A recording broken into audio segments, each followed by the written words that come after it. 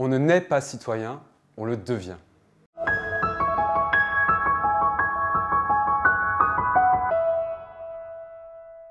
Être citoyen, au premier sens du terme, c'est être membre d'une cité, d'une collectivité. D'accord. Mais aujourd'hui, ça veut dire quoi être citoyen? Je suis citoyen parce que j'ai le droit de vote.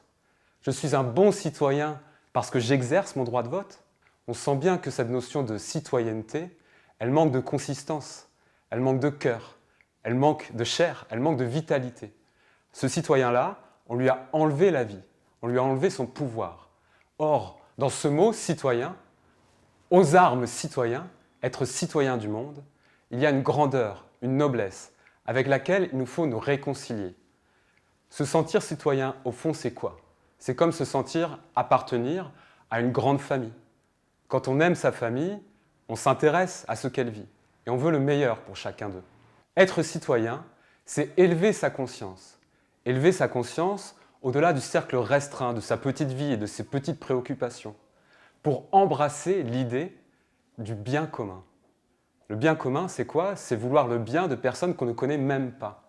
Le citoyen, c'est celui qui se sent une responsabilité vis-à-vis de la collectivité à laquelle il se sent appartenir.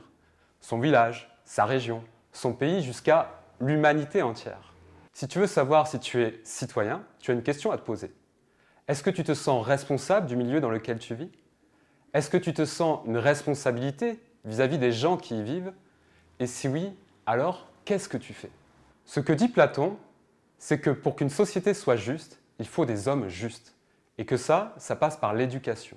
Donc la question n'est pas tant de savoir quel système il faut mettre en place pour une société juste, puisque dans le meilleur des systèmes, avec des hommes corrompus, ils ne rendront jamais la justice.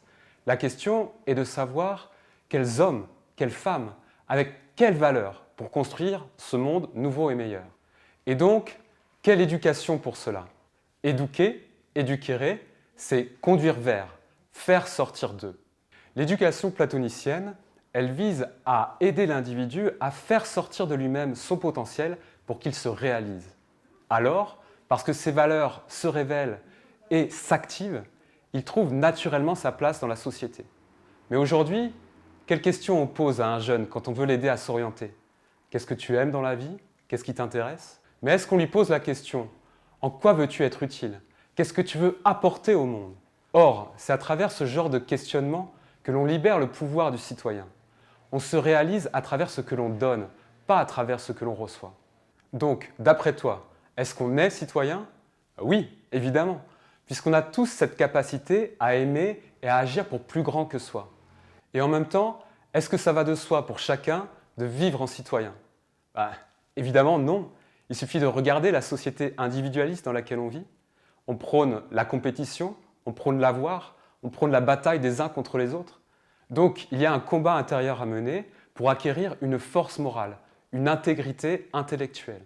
En fait, on peut dire qu'il y a 3 étapes pour libérer le pouvoir du citoyen. La première étape, c'est exercer un pouvoir sur soi pour apprendre à se connaître, se dominer et se conduire.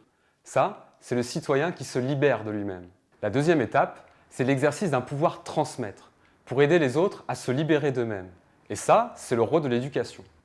La troisième étape, c'est l'exercice d'un pouvoir civilisateur. C'est le citoyen qui assume sa dimension politique et qui devient un acteur local, un constructeur de civilisation là où il vit. Donc, pour que se libère ce pouvoir citoyen, je vous propose de faire quelque chose d'utile pour votre quartier, pour votre ville. Faites un ramassage de déchets, seul ou à plusieurs. Rendez service à un voisin ou à un inconnu. Trouvez. Il y a 1001 façons de se rendre utile et de libérer son pouvoir citoyen et même d'en faire un mode de vie.